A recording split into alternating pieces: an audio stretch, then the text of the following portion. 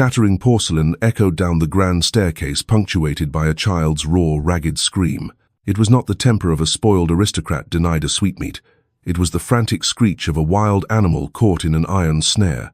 Paralyzed within the cavernous marble foyer, a dozen liveried servants watched Lord Julian Sterling, Duke of Ravenswood, stare blankly at the bottom step, a half-empty glass of gin trembling in his pale hand. Nobody dared to breathe. His 7-year-old twin heirs were systematically dismantling their own minds behind barricaded doors, and not a single adult in the grand house possessed the fortitude to intervene.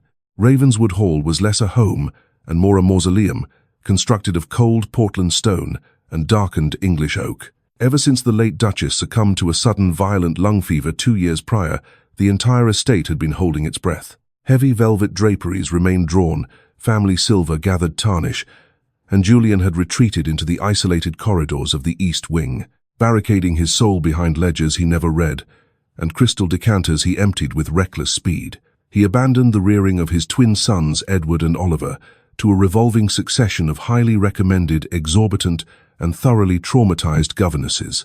The young lords were feral terrors. They were not merely mischievous, they were destructive.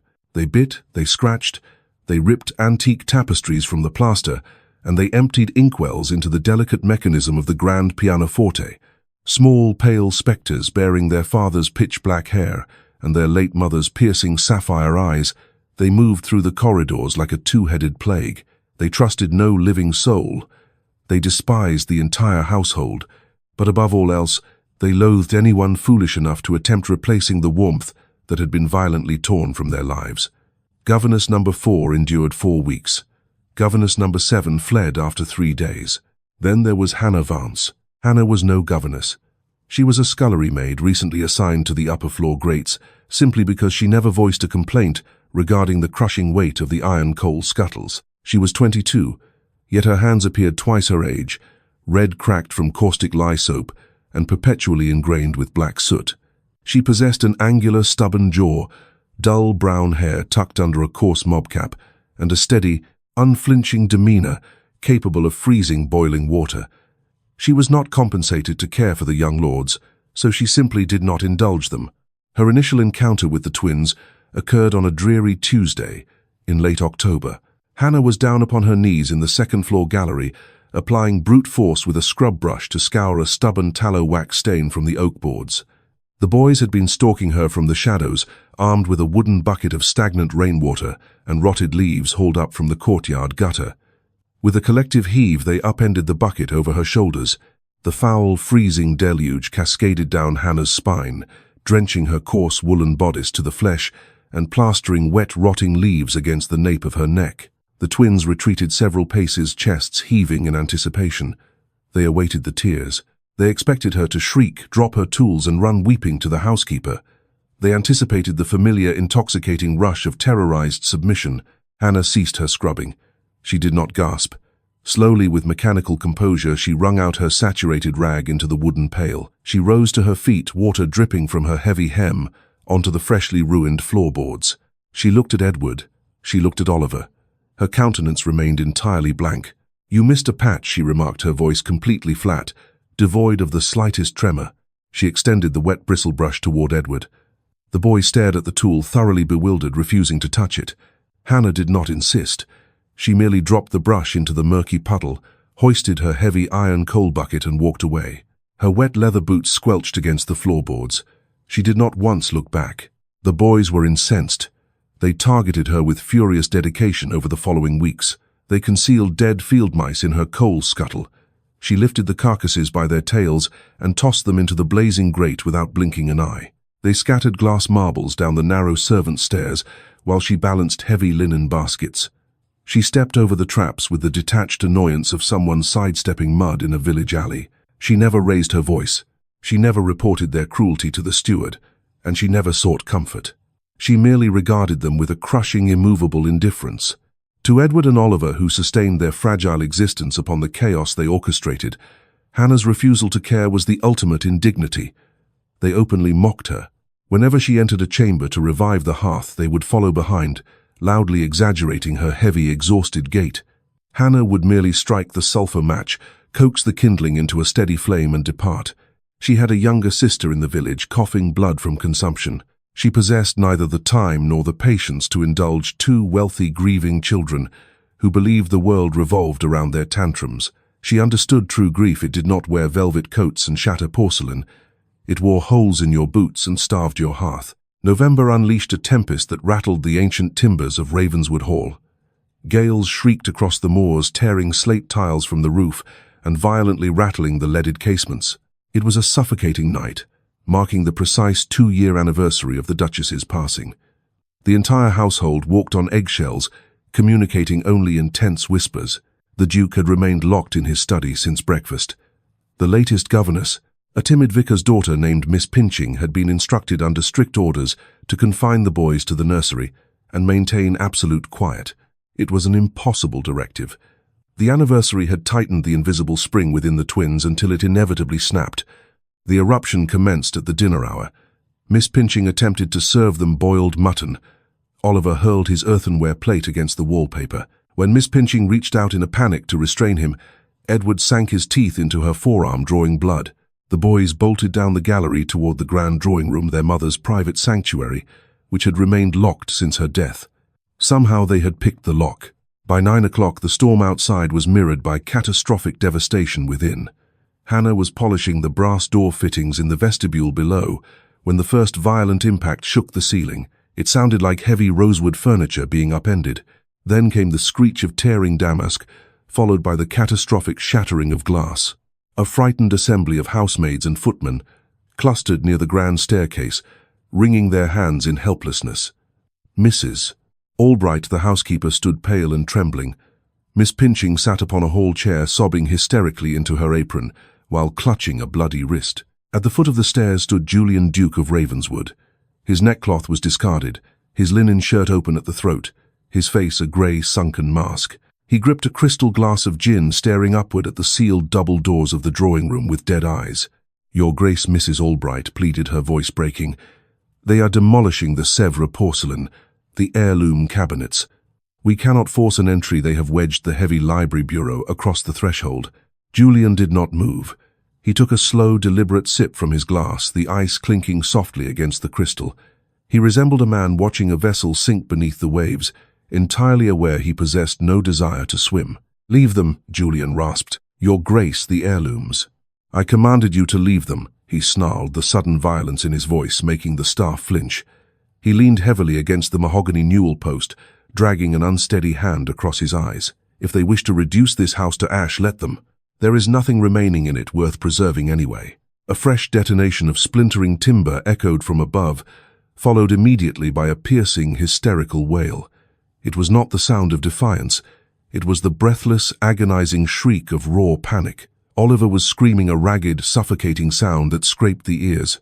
Julian closed his eyes, turned his back, and began walking toward the silence of the east wing. He was walking away once more. Hannah watched his retreating figure. She looked upon the cowering footman. She looked upon the weeping governess. A bitter disgust rose in her throat. All this immense wealth, all these ancestral titles, and not a single adult among them, had the spine to confront two terrified, broken children. Setting her tin of brass polish upon an oak side table with a firm thud, Hannah caught the housekeeper's attention. "Hannah, return to the scullery this instant," Mrs. Albright hissed. Hannah ignored the command entirely.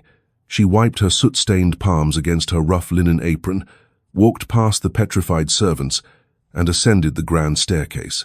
"Hannah," Mrs. Albright whispered urgently. The Duke strictly forbade interference. Hannah did not pause. Reaching the upper landing, she stood before the grand mahogany double doors. The screaming from within was deafening. Placing her hand upon the timber, she felt the vibrations of shattered objects striking the wall. She did not knock. She offered no announcement. Reaching into the deep pocket of her apron, she produced a heavy iron ring of skeleton keys, used for the service passages. One specific key opened the narrow servants' door concealed behind the drawing room's decorative fireplace paneling. Slipping around the corner, she unlocked the narrow access door and stepped into the pitch-black service tunnel. It smelled of old mortar and dry rot. Feeling her way along the cold stone, she pressed the hidden spring latch.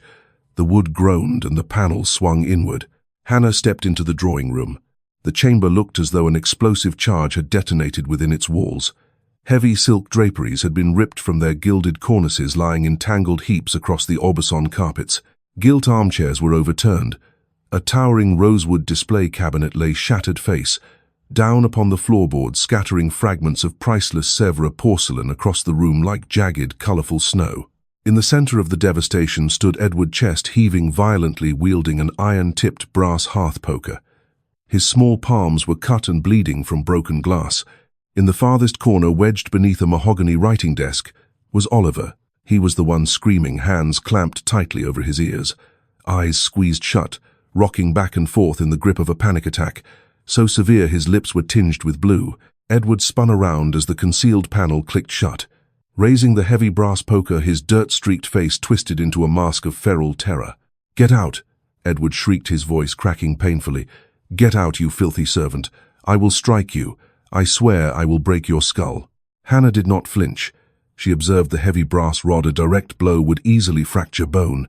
She observed the boy's trembling arms. She did not speak. She offered no soothing, patronizing platitudes. She merely walked forward, her heavy work boots crunching loudly over the shattered royal porcelain. "Stay back!" Edward screamed, swinging the poker with wild desperation. The tip missed her shoulder by inches, striking a rosewood table and sending a silver candelabra crashing to the floor. Hannah closed the distance. She did not kneel to his level. She stood tall, casting a steady shadow over him.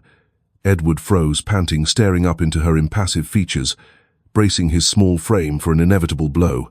Instead, Hannah reached down with calloused, steady hands and calmly took hold of the brass rod. Edward pulled with all his might, but he was a frail child of 7, and she hauled 100-pound coal sacks up 3 flights of stairs every morning. She detached the weapon from his grasp with effortless leverage and tossed it behind her. It clattered harmlessly against the wainscoting. Edward stared at his empty, bloodied hands. The loss of his defense broke the final barrier of his resolve. Let out a ragged sob, he hurled himself against her skirts, his small fists pummeling her thighs and stomach with frantic, desperate blows. "I hate you. We hate everyone," he sobbed, bruising his knuckles against her coarse woolen dress. Hannah remained completely motionless. She permitted him to strike her.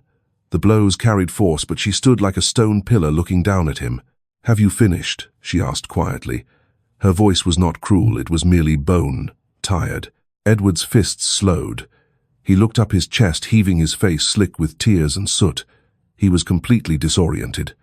Why was she not shouting? Why had she not struck him down? Under the desk, Oliver's shrieks continued without pause. Hannah stepped past Edward, glass crunching beneath her soles, and approached the writing desk. She made no attempt to drag the child out.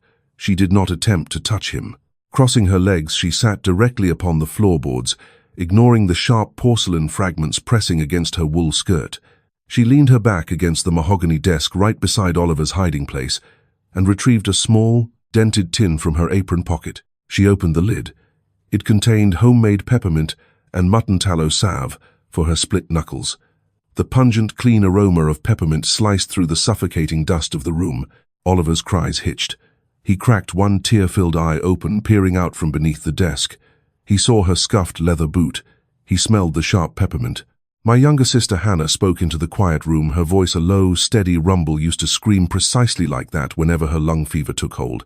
Screamed until she choked on her own breath. She scooped a dollop of grease and began working it into her raw knuckles. Never lowered the fever, though. Only left her throat raw on top of the illness. Oliver stopped his rocking. He stared at her shoulder.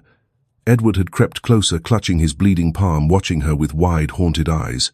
"You are bleeding," Hannah observed, glancing at Edward's hand. She did not rush forward to coddle him. She merely held out the tin. "Apply some of this. It will sting like fire, but it keeps the rot out." Edward hesitated. He looked at the grease, then at Hannah's impassive face. Slowly, with the caution of a beaten stray hound, he reached out, dipped his trembling fingers into the tin, and smeared the salve over his cuts. He winced sharply at the bite of the mint. Hannah offered no false sympathy. "I informed you it would sting." Under the desk, Oliver finally lowered his hands from his ears. The vast chamber was silent now, save for the howling wind outside and the rhythmic ticking of a mantel clock that had survived the carnage. "She is gone," Oliver whispered from the shadows, a tiny, shattered sound. Hannah paused in her rubbing. She knew precisely whom he meant. The entire estate knew. "Yes," Hannah answered bluntly. "She is." There were no empty assurances that their mother was watching from the heavens, no gentle lies claiming she would not wish them to weep, only the unvarnished grounding truth. Oliver crawled out from beneath the desk. He surveyed the ruined drawing room as though waking from a nightmare, taking in the shredded silk and pulverized glass. The frantic adrenaline was deserting his small body, replaced by overwhelming physical exhaustion. He looked at Hannah. She held no pity in her eyes. She merely regarded him as one enduring soul regards another. Without a word, Oliver stepped forward and collapsed against her side. He buried his tear-stained face into her rough apron directly over the spot where her hands smelled of lye and peppermint.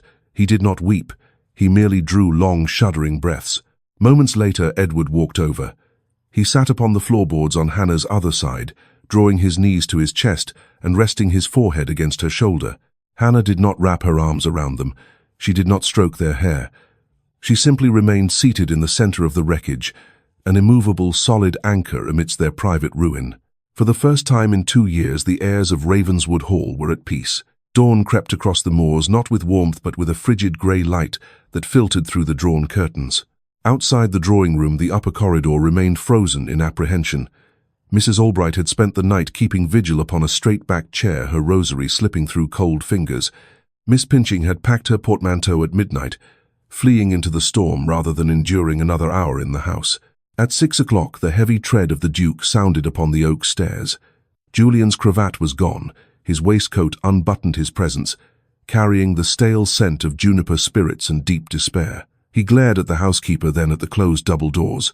"They have ceased," Julian rasped. It was an accusation. Silence usually signaled that the boys had found a way onto the roof, parapets, or secured his sporting rifles.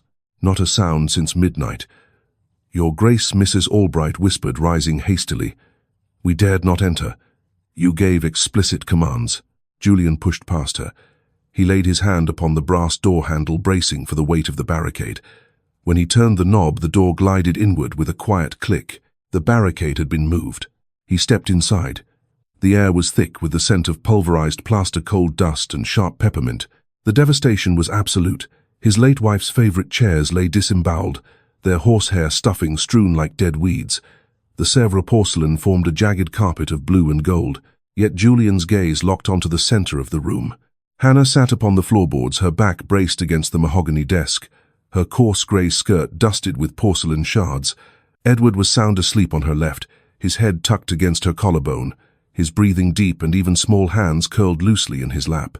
Oliver lay sprawled on her right, his face pressed into her rough apron, one arm slung over her knee. Hannah was awake. Her brown eyes were fixed upon the cold fireplace. She did not startle when the doors swung wide. She merely turned her head to meet the Duke's gaze. She made no attempt to scramble to her feet, curtsy, or plead forgiveness for her presence. To move would disturb the sleeping boys, so she remained motionless. Mrs. Albright let out an outraged gasp from the threshold. "Hannah, great heavens! What is the meaning of this? Rise at once, you insolent." "Silence." The command left Julian's lips before he consciously formed the thought. His voice was low, but it cut through the room with absolute finality. The housekeeper snapped her mouth shut. Julian stepped over the shattered remains of a vase, his leather boots crunching against the porcelain. He stopped 3 paces from the scullery maid, looking down. He observed the smudge of soot across her forehead, the raw red skin of her knuckles resting on her knees, and the total absence of subservience in her steady gaze. "Who are you?" Julian asked quietly. "Hannah Vance, your Grace," she replied in a hushed tone, ensuring the children remained undisturbed. "You are a maid, scullery and hearths." "I am." Julian looked down at his sons. He had not seen them sleep with such profound stillness in months. Usually they collapsed from exhaustion, twitching and crying out from nightmares, until they woke in terror. Now their small faces were slack, the feral tension completely drained from their jaws. "Miss Pinching has deserted her post," Julian noted, the realization settling heavily upon him. "A sensible departure," Hannah replied flatly. "She was a sheep attempting to herd wolves." Mrs. Albright made another choked sound of indignation, but Julian raised a single hand, silencing the woman without looking away from Hannah. Her bluntness was jarring. Society bowed, scraped, offered hollow condolences regarding his loss, and made polite excuses for his children's savagery. This girl merely sat in the debris and spoke unvarnished truth. "You dismantled the barricade," Julian observed, looking at the massive rosewood bureau, that had been shifted a foot aside to clear the door swing. "I did. It requires 3 grown footmen to shift that timber." "Then your footmen are soft," Hannah stated evenly. She shifted her weight slightly as her leg cramped. Edward stirred side softly and nuzzled deeper into her shoulder. Hannah waited for the boy to settle before continuing. "I haul 100-pound coal sacks up 3 flights of stairs twice a day. A piece of furniture on waxed boards presents little difficulty." Julian felt an uncomfortable, suffocating tightness seize his chest. He surveyed the wreckage once more, then returned his focus to the maid. "You will transfer your belongings to the nursery wing today," Julian commanded. "You are their governess now." Hannah frowned, a deep crease forming between her brows. "No," Julian blinked. "No, I am no governess," Hannah said firmly. "My reading is slow, my penmanship is coarse, and I know nothing of French verbs or pianoforte scales. I tend hearths and scrub floorboards. That is the labor I am paid to perform. I shall double your current wage." Julian countered, his voice rising with irritation. "No." Julian clenched his jaw. "Triple." Hannah looked at him, really looked at him. She saw the bloodshot eyes, the trembling hands, and the aristocratic arrogance masking raw, flailing desperation. £30 a year, Hannah stated with absolute clarity. Mrs. Albright gasped audibly. £30 was an extraordinary sum for domestic staff, nearly the salary. £30, Hannah repeated, her voice unyielding. "And a formal covenant that I answer solely to you, not to Mrs. Albright, not to the estate steward, only to you. I have a sister in the village dying of consumption. £30 pays for Dr. Campbell to attend her twice weekly and ensures she has clean flannel and nourishing broth. If you require me to prevent your heirs from tearing this manor to the ground, you will pay for my sister to draw breath." Julian stared at her. He recognized the unbending iron in her spine. He saw the stark calculation in her eyes. She was not extorting him. She was executing a transaction, survival for survival. "Agreed," Julian said. He turned upon his heel glass crunching beneath his boots.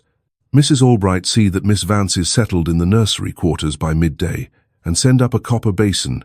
She smells of hearth ash." He exited the drawing room, the doors clicking shut behind him. Hannah released a long, measured breath.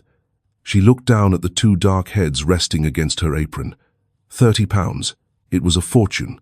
It was life for Mary. Gently she nudged Edward's shoulder. "Wake up, young master.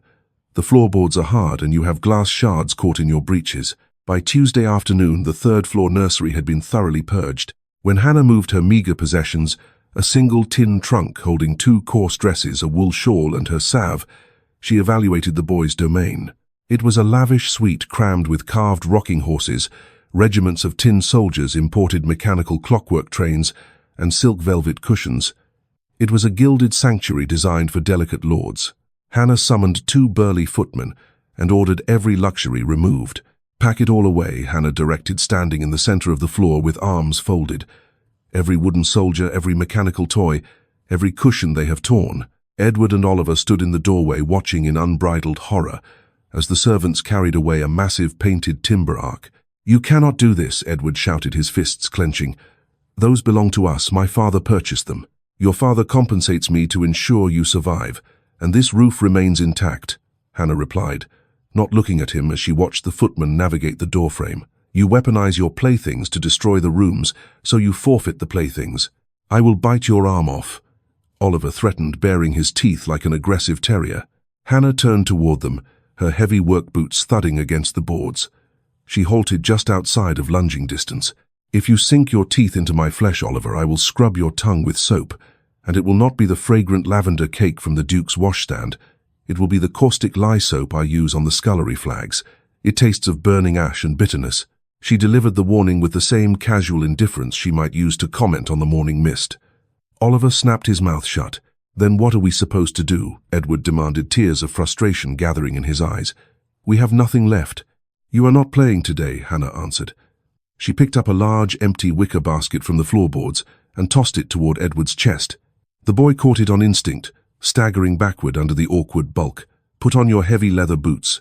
We are going to the kitchen gardens." The transition was jarring but entirely devoid of the drama the household expected. There were no shrieks echoing through the corridors.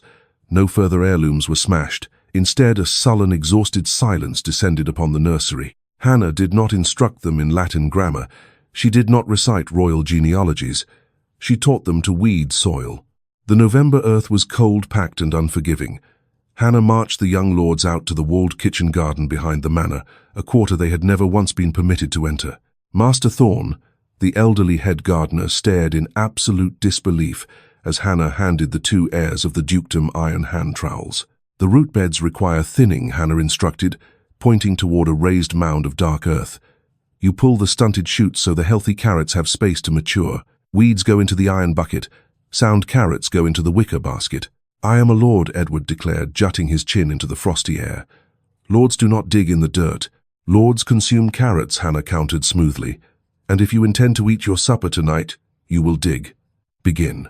They staged an obstinate rebellion for 2 hours, standing beside the raised bed in their woolen coats, refusing to touch the damp earth.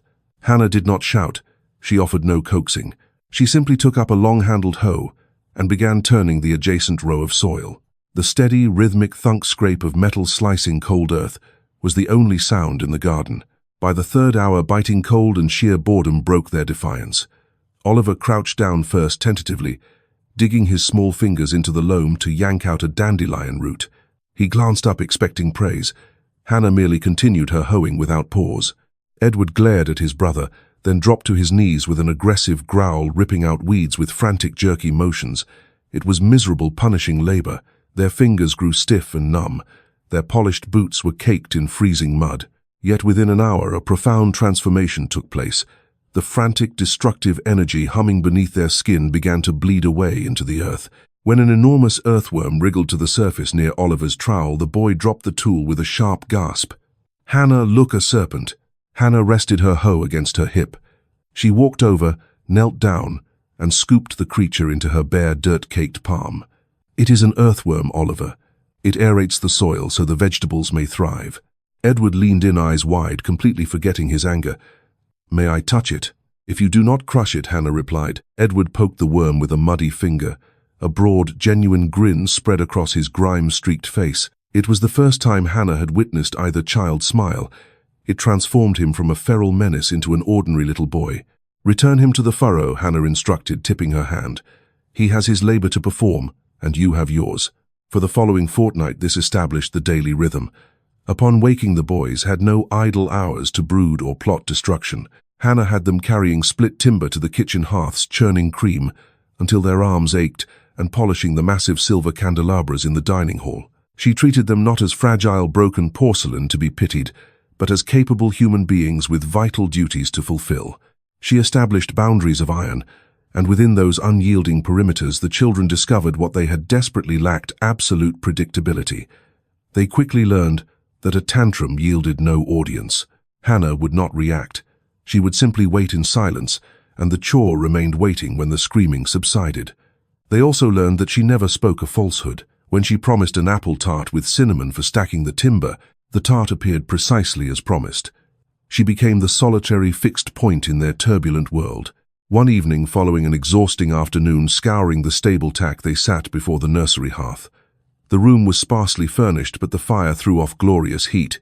Oliver leaned his head against Hannah's knee as she sat in a wooden rocker darning a wool stocking. Edward lay upon his stomach on the hearth rug, staring into the embers. Hannah, Edward murmured softly. What is it, lad?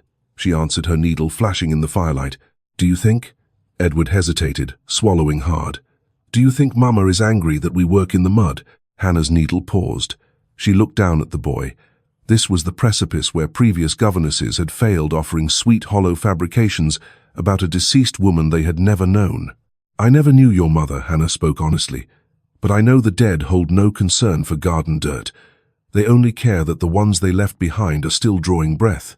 Edward remained silent for a long moment, then gave a sharp, decisive nod. I hauled 30 split logs today. You did, Hannah agreed. Your shoulders are growing broader. Oliver shifted against her skirt. I hauled 20. Your reach is shorter, Hannah noted. Now up with the both of you. Scrub your faces. You look like soot sweeps. There was no complaint. They rose and went directly to the wash basin. 3 weeks into Hannah's tenure, Julian realized his ancestral home was unnervingly silent. He sat in his East Wing study, a heavy ledger open before him, a glass of gin halfway to his lips. He paused, listening intently. There was the distant chiming of the long case clock in the gallery, the faint rustle of a housemaid sweeping the runner, but no screams. No smashing of crystal. No frantic thud of small feet pursued by the hysterical weeping of a governess. The quiet was disorienting. It felt like the tense stillness before a vessel strikes a reef. Setting his glass down, Julian rose his chair, scraping loudly across the floor. He crossed the grand foyer and approached the stairs, but stopped.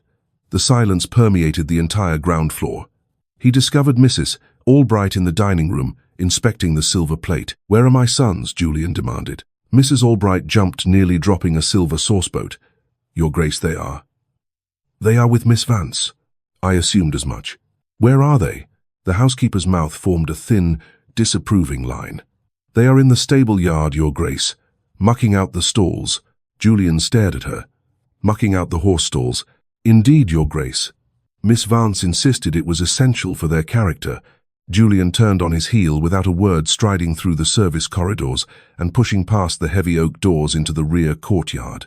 The freezing November wind bit through his open collar. Crossing the cobblestones, the pungent aroma of straw manure and damp earth grew stronger as he approached the stone stables. He stepped through the wide carriage doors into the dim interior. "You missed a corner," Oliver Hannah's voice resonated, flat, firm, and unyielding. "If you leave damp straw beneath the bedding, the gelding will contract thrush in his hooves." "It stinks," Oliver whined from within a stall. "So do your boots." Edward shot back, accompanied by the wet scrape of an iron pitchfork against stone. "Keep shoveling," Hannah directed. "If we finish before the noon bell, we may assist Mrs. Gable with kneading the bread." Julian rounded the wooden partition and froze in his tracks.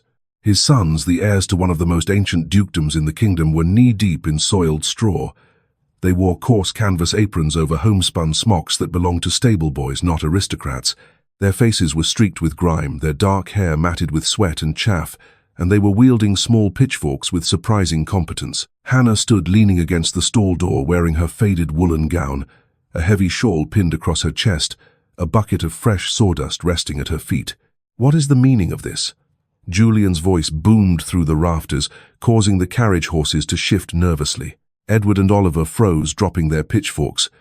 They looked at their father, their eyes instantly clouding with guarded hostility. The steady, productive rhythm vanished, replaced by the feral, tense alertness Julian remembered all too well. Hannah did not flinch. Slowly turning her head, she fixed her flat brown eyes upon the Duke. "They are mucking out the stalls, Your Grace," she answered plainly. "They are lords of the realm," Julian snapped, closing the distance between them, fury flaring in his chest. "They do not shovel animal filth. They possess 2 arms, 2 legs, and a dangerous excess of rage," Hannah replied, refusing to give an inch of ground. "Manure is heavy. Shoveling it burns the bitterness from their blood. It also teaches them that the world does not magically repair itself after they choose to wreck it." "You overstep your position, Miss Vance," Julian snarled, his fists clenching at his sides. "Look at them, they resemble common paupers. Step out of that stall this instant. Return to the house and wash." Edward looked at Hannah. Oliver looked down at his boots. Neither boy moved. Julian felt a sharp shock of disbelief. They were not obeying his command. They were awaiting her consent. "I issued an order," Julian roared, stepping forward. Oliver flinched, shrinking back against the timber partition. Edward instantly moved in front of his brother, jutting his chin upward, glaring at his father with fierce defiance. Hannah moved. She stepped cleanly into the open stall doorway, physically interposing her body between the Duke and the children. "Do not bellow at them," Hannah said, her voice dropping an octave razor-sharp. "Do not presume to dictate how I address my own blood," Julian bellowed, looming over her.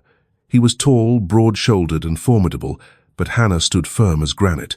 "Then address them like a father, not a field commander." Hannah fired back, her eyes flashing with pure fury. "You issue commands from the shadows. You drown your grief in gin, and you expect 2 grieving boys to behave like finished gentlemen. They are 7 years of age, Your Grace. Their mother died and their father deserted them. What did you imagine? They would become—" The words struck Julian like a physical blow to the chest. He staggered back half a step, the air knocked from his lungs. "How dare you?" He breathed all color leaving his face. "I dare because you pay me £30 a year to prevent their ruin," Hannah said, her voice dropping to a harsh, intense whisper. "They do not require a titled lord right now. They require a parent. And since you refuse to step forward, I will teach them how to survive the only way I know how, through labor, through honesty, and through reality." Julian stared at her. He caught the sharp scent of her peppermint salve, cutting through the stable air. He saw the fierce, unyielding protectiveness in her posture. She was no longer merely a servant. She had made herself a shield, and she was shielding his own sons from him. He looked past her shoulder. Edward and Oliver were clutching each other's dirty hands, watching him, not with rage but with profound terror. They were terrified of him. The realization tasted like bitter ash. Julian could not speak. His throat had constricted completely. Turning sharply on his heel, his boots ringing against the stone floor, he strode out of the stables, leaving his sons in the dirt, with the only person in the world who cared enough to salvage them. Hannah watched him disappear across the courtyard. She drew a deep breath, letting the icy air steady her racing pulse. She turned back to the stall. The twins were staring at her in stunned silence. No one had ever spoken to their father in such a manner and survived. "Right," Hannah said, her voice returning to its practical level pitch as she pointed to a corner. "You missed that heap, Oliver. Shovel it out. The bread dough is waiting." Julian did not retreat to his study. He walked directly to his private bedchamber in the east wing. Approaching the washstand, he lifted the heavy crystal decanter of gin and poured its contents into the porcelain basin. The pungent botanical stench filled the bedchamber, the smell of his own cowardice. For 2 days, Julian suffered the agony of withdrawal. His hands shook so violently he could not hold a pen. Cold sweat drenched his linen shirts. He paced the floorboards until his joints throbbed, fighting the desperate clawing instinct to summon a servant for a fresh bottle. Nobody came to coddle him. Hannah sent up no trays of broth. She offered no pity. She was consumed with the task of keeping his children alive, and Julian realized with brutal clarity that had he perished in that room, his household would continue functioning without missing a beat. He had rendered himself entirely obsolete. On the third morning, the violent tremors subsided into a dull vibration in his fingers. He dressed himself, his cravat slightly crooked, his face drawn and pale, but his mind completely sober. He sought them in the vast kitchens below stairs. The culinary staff, usually an army of frantic activity, stood in hushed silence. Mrs. Gable, the formidable head cook, hovered near the pantry, clutching an iron ladle, looking bewildered. In the center of the flagstone floor, at the massive flour-dusted oak prep table, stood Hannah, Edward, and Oliver. They were making bread. Oliver stood upon a wooden crate, his small fists buried in a mound of sticky dough flour, dusting his dark hair and nose. Edward was vigorously pounding another portion of dough, attacking it with the same focused intensity he once reserved for demolishing furniture. Hannah stood between them, scraping the wooden surface with a metal bench knife. Julian paused in the doorway. The warmth of the bread ovens washed over him, redolent of yeast and burning birchwood. He stood in silence, observing his sons. They appeared completely foreign to him, flour-dusted, deeply focused, and entirely calm. "You are tearing it," Edward, Hannah remarked without looking up from her scraping. "Dough is not an enemy to be beaten into submission. It is a living thing. You must stretch it with the heels of your hands, not crush it." Edward scowled, but he arrested his fists, attempting to replicate the rolling motion she had demonstrated. Julian stepped into the room. The heavy thud of his boots caused the boys to freeze instantly. Oliver's hands remained stuck in the dough. Edward stepped back, wiping his palms on his canvas apron, his jaw setting defensively. Julian felt the rejection cut deep, but he ignored the cowering cook and walked directly to the oak table. He did not look at Hannah. He looked at the dough before Edward. "May I?" Julian asked, his voice rough from disuse. Edward blinked in astonishment, glancing from his father's fine wool coat to the flour-covered table. Hesitantly, the boy yielded his position. Julian removed his coat, draping it over a stool, and rolled his linen sleeves to his forearms. He stepped to the table and plunged his hands into the dough. It was cold, dense, and clung obstinately to his skin. "You require flour," Hannah remarked. Julian met her gaze. Her steady brown eyes held no judgment, but neither did they offer deference. Reaching into a timber barrel, she scooped a handful of flour and unceremoniously scattered it directly over his hands and cuffs. "Press with the heel of your palm," Hannah instructed, stepping beside him. "Fold it over. Rotate the loaf. Repeat." Julian obeyed. He pressed, folded, and rotated. The rhythmic physical labor demanded absolute concentration, leaving no room in his thoughts for spirits or ghosts. Across the table, Oliver slowly resumed, kneading, his eyes darting to his father with cautious wonder. Edward drifted back to the table, standing close to Julian's elbow. "You are doing it incorrectly," Edward muttered, pointing a small, floury finger. "You are tearing the grain. Hannah says you must stretch it." Julian paused. He looked down at the torn dough, then at his son. "Show me," Julian said softly. Edward hesitated, then reached out. His small, warm hands pressed over his father's large, unsteady ones. "Like this," the boy instructed, guiding his father's movement. "Press, fold, turn." Julian swallowed the heavy lump in his throat. He nodded. "Press, fold, turn." For an hour, the Duke of Ravenswood made bread in his own kitchen. He spoke no empty apologies. He made no grand declarations. He simply stood shoulder to shoulder with his sons covered in flour, learning how to handle something fragile without breaking it. Hannah stepped back, leaning against the cold stone of the hearth, wiping a smudge of flour from her cheek. It was an awkward, clumsy beginning, but it was a beginning. Winter tightened its grip upon Yorkshire in January. The moors froze solid and the gales shrieked around the stone turrets of Ravenswood Hall. It was during a violent blizzard that the fragile peace was shattered. It began with a dry cough. By the dinner hour, Oliver's skin was burning, his eyes glassy and unfocused. By midnight, he was consumed by fever. Hannah was sitting before the nursery hearth when Edward emerged from the bedchamber, his face pale with terror. "Hannah, he is burning," Edward whispered, his voice trembling. "He sounds like a broken bellows." Hannah dropped her darning and moved swiftly into the bedchamber. Oliver was thrashing against the sheets, fighting for breath, the harsh barking rattle of croup tearing from his throat. It was the identical sound her sister Mary had made before her lungs began to bleed. Hannah did not panic. She pressed her hand to the boy's forehead. He was dangerously hot. Edward, Hannah commanded sharply. "Run to the kitchen. Tell Mrs. Gable to boil cauldrons of water and fetch the dried willow bark from the pantry. Run." Edward bolted. Hannah stripped the heavy quilts from Oliver, cracked the ice in the wash pitcher, and began sponging his neck and chest with frigid linen to draw out the heat. 10 minutes later, the door slammed open. It was not Edward. It was Julian. Clad in his dressing gown, his face drained of all color, he stood frozen in the doorway, staring at the bed. His eyes were wide with unadulterated terror. He was not seeing Oliver. He was seeing his late wife. He was reliving the violent, seizing fever that had stolen her life in less than 48 hours. "No," Julian gasped, backing toward the hallway, hands gripping his temples. "No, not again. I cannot endure this again." He turned to flee toward the east wing, desperate to drown the horror in a bottle. "Julian." The name cracked through the room like an iron whip. It was the first time she had ever spoken his given name. Julian froze his hand upon the doorframe. Hannah dropped the wet linen, marched across the chamber, seized the lapels of his silk dressing gown, and slammed him back against the wall with surprising force.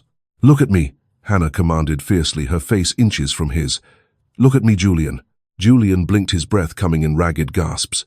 "She is dead," Hannah said in a low, vicious whisper. "Your Duchess is gone, and she is never returning. But your son is fighting for his life in that bed, and if you walk out that door right now, you will lose him too. And this time the blame will rest entirely upon your shoulders." The brutal honesty pierced through his paralysis.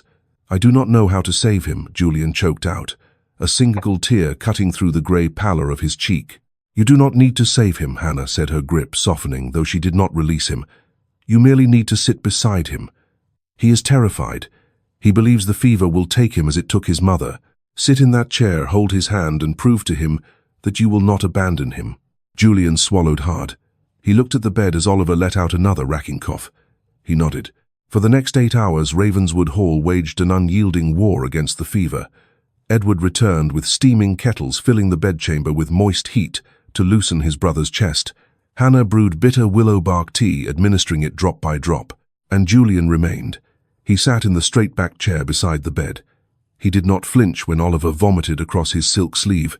He did not withdraw when the boy thrashed in delirium. He held his son's burning hand, refreshing the cold cloths upon his brow. Near 4 in the morning, Julian leaned forward, his forehead resting near Oliver's shoulder, and began to sing. It was a low, gravelly baritone, an old sailor's sea shanty he had learned in his youth, entirely inappropriate for a ducal nursery. Yet he sang it steadily, anchoring his child against the dark. Hannah stood by the hearth watching the Duke. His hair was disheveled, his garments ruined. He appeared thoroughly exhausted but completely human. Oliver's frantic breathing gradually slowed. The harsh rattle in his throat softened, and his feverish frame relaxed into the mattress. Julian stopped singing. He laid his palm against Oliver's brow. "He is cooling," Julian whispered, terrified to break the silence. He looked up at Hannah, his eyes rimmed with red. "The fever has broken." Hannah leaned her forehead against the cool stone mantelpiece, letting the adrenaline drain from her limbs.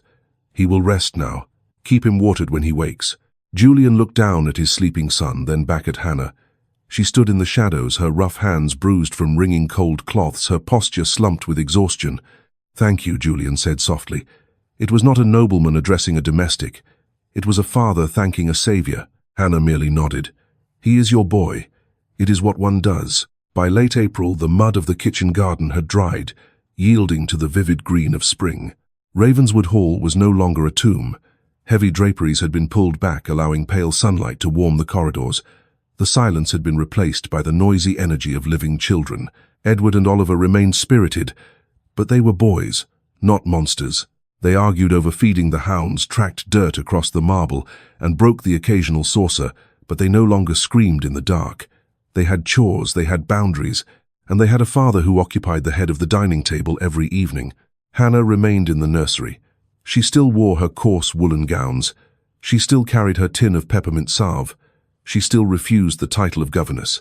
On a warm Tuesday afternoon, while the boys were in the schoolroom, reviewing their arithmetic with a newly engaged tutor, Julian sought out Hannah in the walled garden. She was on her knees thinning a row of young turnips. Julian approached wearing a simple linen shirt and riding breeches. The grey pallor had vanished from his face. He looked grounded and strong. Without ceremony, he knelt in the damp soil beside her and began pulling small shoots. Hannah glanced sideways, not pausing in her work. "You are pulling the vigorous shoots, Your Grace. Leave those. Remove the runts." Julian chuckled a genuine, warm sound. "My apologies. I am still mastering the hierarchy of root crops." They labored in companionable silence beneath the afternoon sun.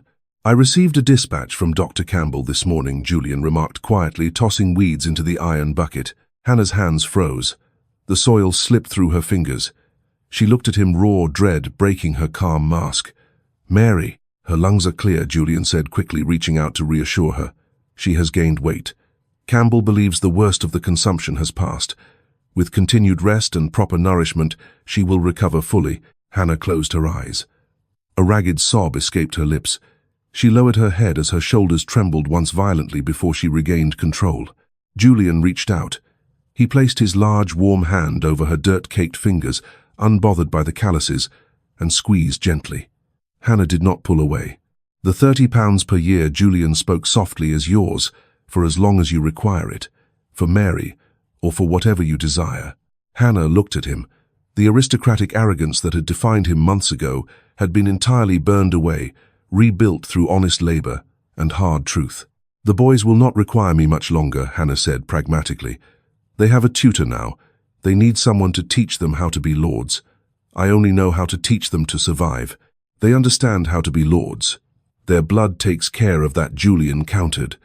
"What they require is someone to keep them honest, someone who does not fear them, and who does not fear me." He shifted closer, his knee sinking into the garden bed. "I am not requesting that you remain as their governess, Hannah. I am asking you to stay for me." Hannah searched his eyes. She recognized the truth in his gaze. It was not a master offering a servant a comfortable position. It was a man asking the woman who had helped rebuild his shattered life to remain at his side. "I will not wear silk," Hannah stated bluntly. "It catches on rough timber. And I will not attend your grand Mayfair dinners. I do not know which fork to use, and I have no desire to learn." Julian smiled, a slow, devastatingly warm smile that reached his eyes. "I despise those assemblies anyway. We may take our meals in the kitchen with Mrs. Gable, though I suspect she remains terrified of you." "She ought to be," Hannah noted, a faint smirk touching her lips. "She oversats the mutton broth."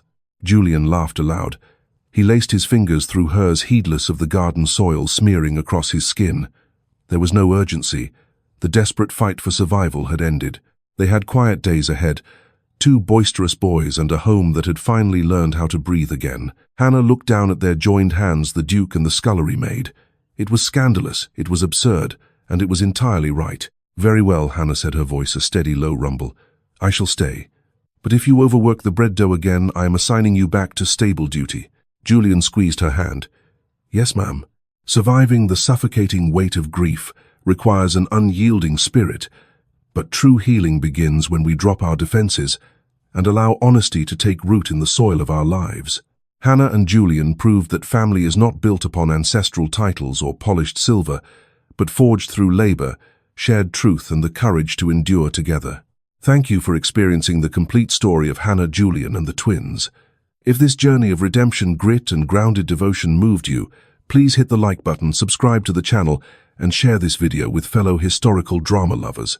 Tell me your favorite moment in the comments below, and I will see you in the next story. Listening to Hannah, Julian, and the two boys, I think the most powerful part of this story is not the romance.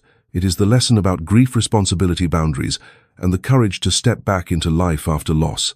Hannah understood something that the adults around those children had forgotten. Edward and Oliver were not bad children. They were hurting children. Their anger, destruction, screaming, and cruelty were expressions of grief that they did not know how to carry. And Julian, their father, was hurting too. The difference was that Julian was an adult who had the responsibility to face his pain while the boys were only 7 years old. That gives us an important lesson, especially for those of us who have lived long enough to understand that grief does not always look like tears. Sometimes grief looks like anger. Sometimes it looks like silence. Sometimes it looks like drinking too much. Sometimes it looks like pushing everyone away. Sometimes it looks like becoming difficult, bitter, impatient, or withdrawn. And sometimes it looks like a child breaking everything in sight because he has no words big enough to explain how much he misses his mother. So my first piece of advice is this. When someone you love changes after a loss, don't immediately ask, "What's wrong with you?" Ask what happened to you. That small change in perspective can make a tremendous difference. It does not mean we should tolerate destructive behavior. Hannah certainly did not. She did not allow the boys to bite people, destroy property, or manipulate everyone around them, but she understood that compassion and boundaries can exist together. That is something many of us learn only after years of experience. Being kind does not mean being weak. Being understanding does not mean allowing bad behavior. Forgiving someone does not mean permitting them to hurt you again. And setting boundaries does not mean that you have stopped loving someone. Hannah showed the boys something they desperately needed: predictability. She said what she meant. She meant what she said. If she promised something, she delivered it. If the boys misbehaved, there were consequences. If they behaved properly, she did not shower them with exaggerated praise. She simply treated them consistently, and perhaps that is why they eventually trusted her. There is a lesson there for parents, grandparents, and anyone who has younger people in their lives. Children do not necessarily need adults who are endlessly soft. They need adults who are steady. They need to know where the boundaries are. They need to know that today's rules will still be tomorrow's rules. They need to know that an adult will not explode one day and ignore everything the next. Most importantly, they need to know that someone will still be there when the tantrum is over. And I think adults need that too. At this stage of life, many of us have learned how exhausting, unpredictable people can be. One day they love us. The next day they punish us with silence. One day they promise something. The next day they deny ever saying it. One day they want our help. The next day they treat us as though we are a burden. That kind of uncertainty can wear down even the strongest person. So if I could offer one piece of advice to my older friends in Britain and America, it would be this: become a steady person and surround yourself with steady people. You don't need dramatic relationships at this stage of life. You need trustworthy ones. You need people whose word means something. People who answer the telephone. People who show up. People who don't disappear when things become difficult. People who can disagree with you without humiliating you. People who can apologize without turning the apology into another argument. Those people are worth holding on to. The story also gives us a very uncomfortable lesson through Julian. He loved his sons, but love alone was not enough. He was their father, but he had stopped behaving like one. He had retreated into alcohol and isolation because facing his children meant facing the memory of his wife. In his mind, perhaps hiding from the boys protected him from further pain, but his absence created another kind of wound. This is something we should remember in our own families. Pain does not excuse us from responsibility. We can understand why someone behaves badly without pretending that their behavior causes no harm. Julian had suffered terribly, but his children were suffering too. And eventually Hannah had to tell him the truth that nobody else had been brave enough to say. They didn't need a duke. They needed a father. That is such a powerful idea. Titles don't matter when a child is frightened. Money doesn't matter when someone is sitting beside a hospital bed. Social status doesn't matter when a family is falling apart. A beautiful house cannot replace a human presence. And this applies far beyond the story. If you have children or grandchildren, remember that your presence is often worth more than anything you can buy them. They may not remember the expensive gifts. They may not remember the perfect Christmas decorations. They may not remember how much money you spent. But they may remember that you sat beside them when they were frightened. They may remember that you listened. They may remember the stories you told. They may remember that you showed up. And as we grow older, I think we should become more intentional about those things. Don't assume your family knows you love them. Tell them. Don't assume your children know you're proud of them. Tell them. Don't assume your grandchildren know you enjoy their company. Tell them. Don't wait for a funeral to speak beautifully about someone. Say those beautiful things while they are still alive to hear them. That is one of the saddest mistakes people make. We sometimes save our kindest words for eulogies. We should be saying them around the dinner table. Another lesson from Hannah is that you don't have to be important in society to make an enormous difference in someone's life. Hannah was a scullery maid. She had no title. She had no fine education. She did not speak French. She did not understand aristocratic etiquette. She did not belong in the world of the Duke. Yet she possessed something that many highly educated and socially powerful people around her lacked: courage. She was willing to walk toward the screaming when everyone else walked away. She was willing to tell the truth when everyone else offered polite excuses. She was willing to stand between frightened children and an angry father. And she was willing to tell a powerful duke that he was failing his children. That reminds me that we should never measure a person's worth by their social position. The person who quietly delivers your mail may have more kindness in their heart than someone sitting in a mansion. The elderly neighbor who brings you soup may be more valuable than the wealthy acquaintance who only calls when they need something. The quiet friend who has stood beside you for 30 years may be worth more than a room full of fashionable people. So don't overlook ordinary people. Don't underestimate quiet people. And don't assume that because someone has little money or status, they have little wisdom. Sometimes life teaches its deepest lessons to people who have never received a prestigious education. Hannah also understood another truth. Sometimes the best way to help someone is not to make their life easier, but to help them become stronger. She didn't give the boys everything they wanted. She gave them responsibility. She taught them to work. She took them into the garden. She made them clean stables. She taught them to bake bread. At first it seemed almost absurd to make two aristocratic heirs do ordinary labor, but the work gave them something. They had lost a sense of purpose. Their anger had nowhere to go, so they poured it into the soil. Their restless energy had nowhere to go, so they carried wood. Their frustration had nowhere to go, so they kneaded dough. And slowly they became calmer. There is something beautiful about that idea. Sometimes when our minds are overwhelmed, we don't need another 100 hours of thinking. We need to do something useful. Go for a walk, clean the garden, cook something, repair something, visit someone, organize a room, work with your hands, help a neighbor, get outside. There is dignity in ordinary work. And especially as we grow older, we should never think that a quiet, useful day is an insignificant day. A day spent tending flowers, preparing a meal, helping a friend, walking the dog, repairing something around the house, or simply sitting with someone who is lonely can be a very meaningful day. We don't have to accomplish something extraordinary every morning. Sometimes, being useful to another human being is accomplishment enough. Another part of the story that touched me deeply was Julian's decision to pour the gin away. He didn't make some grand speech first. He simply recognized that he had become dependent upon something that was helping him avoid reality. That is a difficult truth to face. And I think many people, especially as they get older, carry habits they know are no longer helping them. It might be alcohol. It might be anger. It might be isolation. It might be constantly watching television and avoiding people. It might be spending hours worrying about things we cannot control.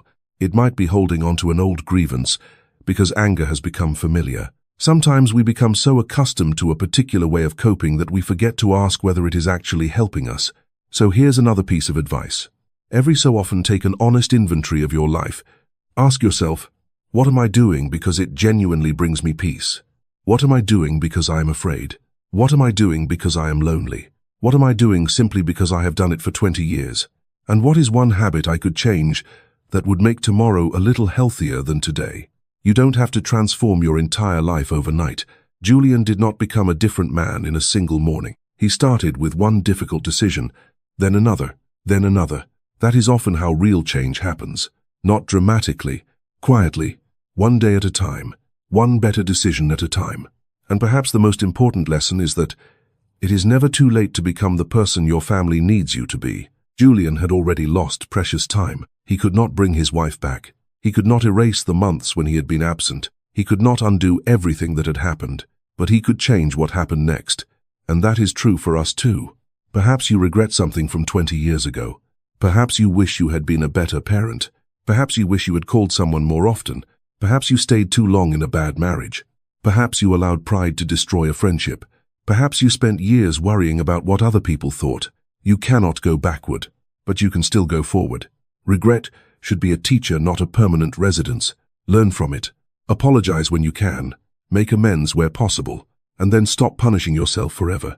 One of the most beautiful moments in the story is when Julian kneels beside his sons and learns to make bread. Think about the symbolism of that. This powerful duke, accustomed to servants doing everything for him, puts his hands into flour and dough, and his own child teaches him how to do it properly. That is humility. And humility becomes especially valuable as we age. We have spent decades learning things. We have accumulated experience. We have raised families. We have built careers. We have made mistakes and survived them. But we should never become so proud of what we know that we cannot learn something new. Let your grandchildren teach you how to use the new phone. Let your children explain something you don't understand.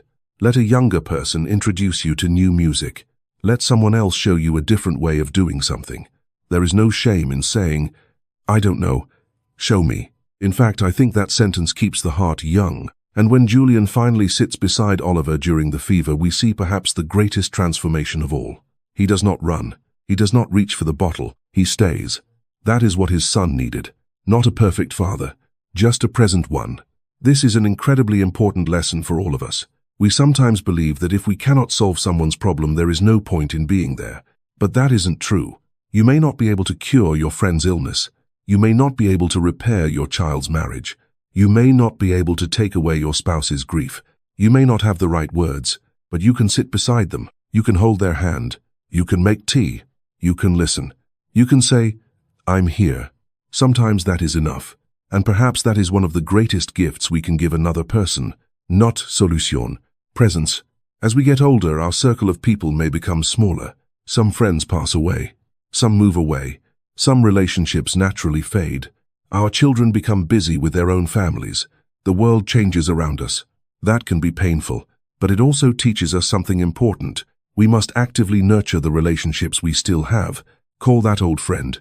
Invite the neighbor for tea. Write the letter. Send the photograph. Ask your brother how he is really doing. Visit the widow down the road. Spend time with your grandchildren without constantly checking the clock. Don't wait for people to come to you. Sometimes you have to take the first step. And if there is someone in your life who is always asking you to be the one who reaches out while they give nothing back, remember Hannah's other lesson. Compassion must have boundaries. You can love people without chasing them. You can forgive without repeatedly accepting disrespect. You can offer help without sacrificing your own peace. You can leave the door unlocked without standing outside the door forever. That is wisdom. And finally, I think the transformation of Ravenswood Hall carries a beautiful message for anyone who has experienced a long season of sadness. The house began as a mausoleum. The curtains were closed. The rooms were dark. The family was emotionally frozen. But eventually the curtains opened. Children laughed again. Bread was baked. Gardens were tended. A father sat at the dinner table. And a home began to breathe again. I think people can be like that house. Sometimes after a devastating loss, we close the curtains of our hearts. We stop inviting people in. We stop celebrating. We stop making plans. We tell ourselves that happiness belongs to the past. But grief does not require us to remain unhappy forever. You can remember someone and still laugh again. You can miss someone and still enjoy Christmas. You can carry an old wound and still make new memories. You can honor the person you lost without turning your entire remaining life into a monument to their absence. That is not betrayal. That is healing. So, my dear friends in America and Britain, if there is one message I would take from Hannah's story, it is this. Don't wait for life to become perfect before you start living it. Don't wait until every family problem is solved. Don't wait until you have forgiven everyone. Don't wait until you feel completely ready. Start with what you can do today. Call someone. Apologize. Forgive. Take a walk. Plant something. Hook something. Help somebody. Put the bottle down. Open the curtains. Sit at the table. Listen to your family. Tell someone you love them. And if you are grieving, give yourself permission to heal slowly. You don't have to forget the person you lost. You simply have to learn how to carry their memory without allowing it to crush you. because life is still asking something of you. There are still people who need your kindness. There are still mornings you haven't seen. There are still conversations you haven't had. There are still meals to share. There are still gardens to tend. There are still hands waiting to be held. And there may even be a completely unexpected chapter waiting for you. Hannah never expected to become the heart of Ravenswood Hall. Julian never expected a scullery maid to teach him how to be a father. The boys never expected to find safety in the person they first tried to torment. And yet everything changed when one person decided to stop running from the pain and start facing it. Perhaps we can do the same. We cannot change the chapter that hurt us, but we can decide what kind of chapter comes next. And if you are fortunate enough to have people who love you, cherish them. If you have someone who has stood beside you through difficult years, thank them. If someone has been patient with you when you were difficult, acknowledge it. If you have children or grandchildren, give them your time. And if you have been alone for a long time, don't assume that loneliness is your permanent destiny. Open the door, make the call, take the first step, because sometimes the life we thought was finished is simply waiting for us to have the courage to begin again.